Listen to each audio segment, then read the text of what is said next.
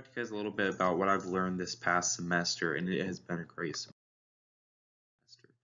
So first, I've learned how to debate. This really helped in the beginning of this last semester, in the first quarter of the semester when we were doing the moot courts. I learned how to debate with some of that, and one thing about debate that I learned was you need to really know your facts and really look up everything that you're going to talk about and really be solid and firm on that. We learned a lot about the Bill of Rights, and I really appreciated that because I had limited knowledge on the Bill of Rights, and I feel like after this class I have a much better knowledge of my rights. And one thing I really liked in the Bill of Rights was just going through the First Amendment, and the First Amendment can be kind of tricky because there are things that you can do that make your First Amendment make it, I'm trying to find the best word to say this, make it void, or make it not work for some actions that you do, like threats, crimes against the state, things like that. You have the right to talk and to have your freedom of religion unless it endangers somebody or it endangers your country. Another right that I like learning about was the Second Amendment. I really do believe in the Second Amendment, and I liked learning a little bit more about kind of the more in-depth things about all of my rights, but mainly those two were really good to learn about.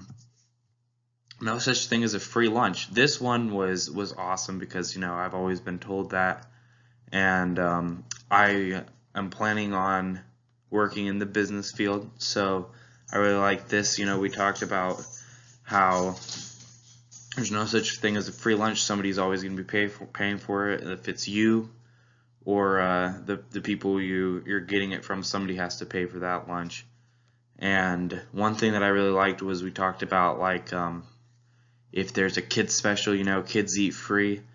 Kids don't eat free either. It comes with a purchase of an adult meal, which is, those aren't usually cheap at places that kids will eat free, and you can only get from the kids menu, which those things usually cost them hardly anything to make. We learned about communism. Communism is a great thing to learn about because if you don't learn about it, you are very misled. Because the thing with communism is it could be really awesome, but it's not.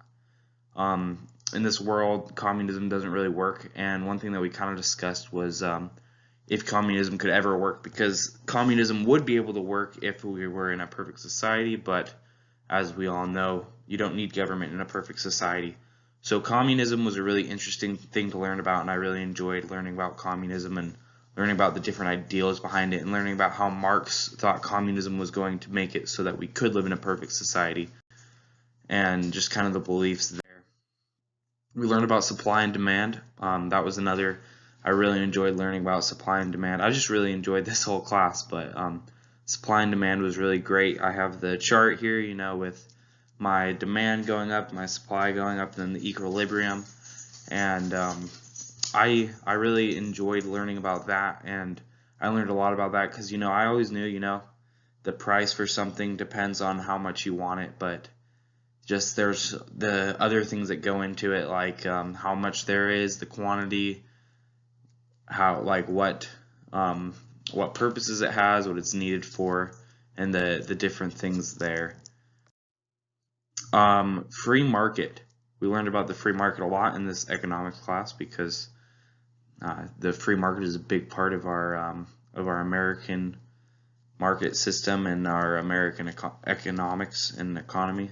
The free market, it's a market. Oh, whoops, sorry. The free market is it's a market that the government doesn't have control over, and a market that the government can't regulate. So inflation is another thing we learned about, and my slide skipped over, but that's all right.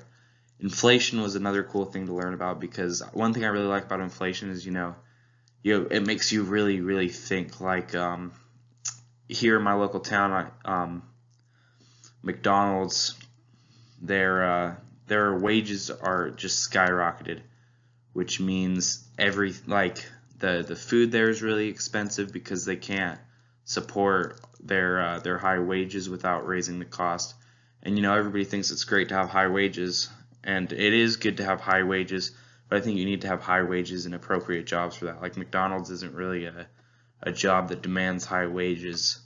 And I think, if you have those jobs that don't demand very high wages, have high wages, then you can't go up very much, and the price for everything just raises. And if the price for food is so much more expensive, that means construction, they need to raise their prices so that they can have workers for them, because they have to be able to afford the food.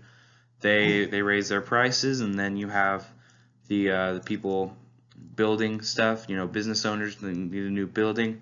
They've got to raise their prices for their product because it's costing so much for the building to come in. And then we have our rights are different at school. This one was really cool because I didn't really think about how school or being in a situation like that could change your rights, because we're not I'm not 18 yet, but which means that I don't get all of the rights. I don't have the right to vote and other rights like that. But at school, even your freedom of speech, so some of those rights are limited. They're not severely limited, but they're limited within parameters. Like if it hurts somebody or it hurts the learning at school, then that right is obviously taken away. How the government makes its money. I thought it was really cool. We were talking about that, and we were talking about how they make their money with inflation and fiat money. Fiat money is the form of money that the U.S. uses, and this money has no value besides the value that the government bestows upon it and the value that it has in your own head. There's no backing to fiat money. The gold standard, which is money backed by gold, and fiat money is money that is backed by nothing but the government and the worth that the people or the government put into